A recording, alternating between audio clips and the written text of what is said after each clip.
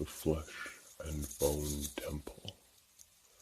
Echoing wails contort over one another, deafening the scene with a cacophony of agony. Coiled spools of flesh knit together, creating trill parchment tanned to a cracked canvas. Sprawling endlessly back, trailing into the miasma of torture howls. With a mindless zeal, the 10,000 armed creature scribbles away, carving elder runes into the endless trail of flesh, having numberless, agonized faces poring over themselves and their frantic writings, checking and marking every detail to be recorded.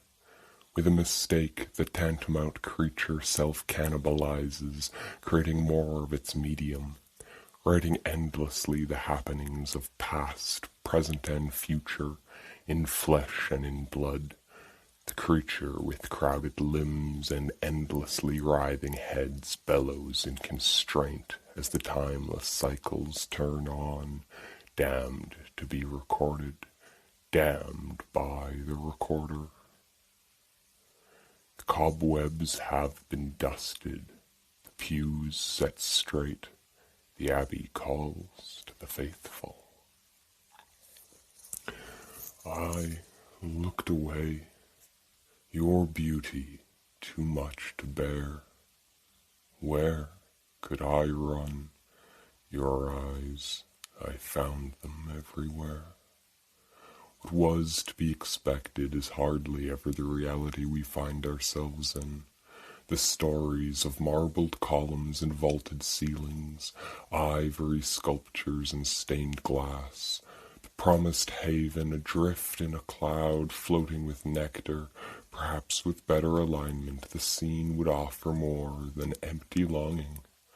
However, an adorable, twisted brokenness captivates my design.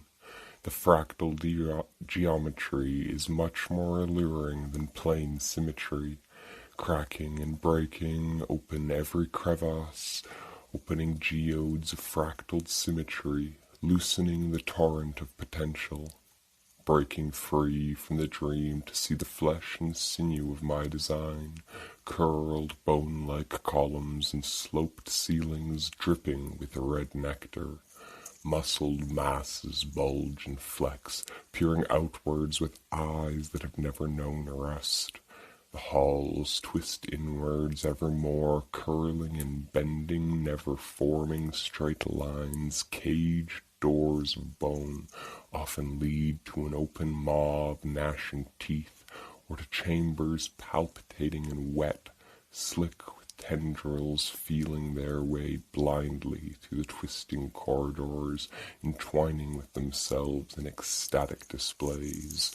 Oh, to the dream, an endless mansion of madness and mystery, for the play of lifetimes to be lost in, the hard temple of the hard keepers, bringing light to the life and energy of consciousness.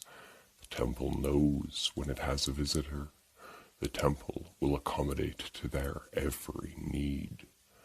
To swim in the pools of nectar, one must be aware of their activities, their desires, and their thoughts, for if even one is misguided, the true spring will not be found.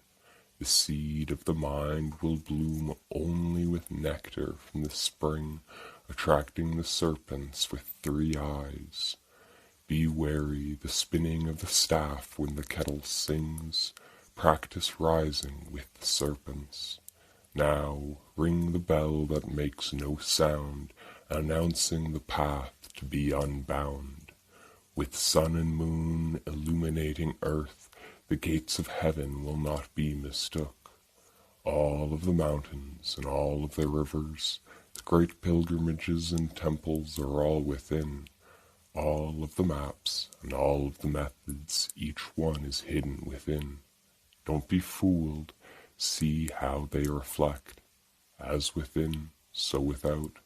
As above, so below. The tree is within the seed, so too is the universe within you. Every pathway and every channel, every wheel and every course, no two are different, it is all the one.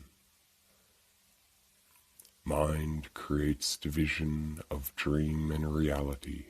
To be free from this duality and merge with the one supreme truth, either realize that this so-called reality is also a dream, or realize the dreams are also a reality somewhere.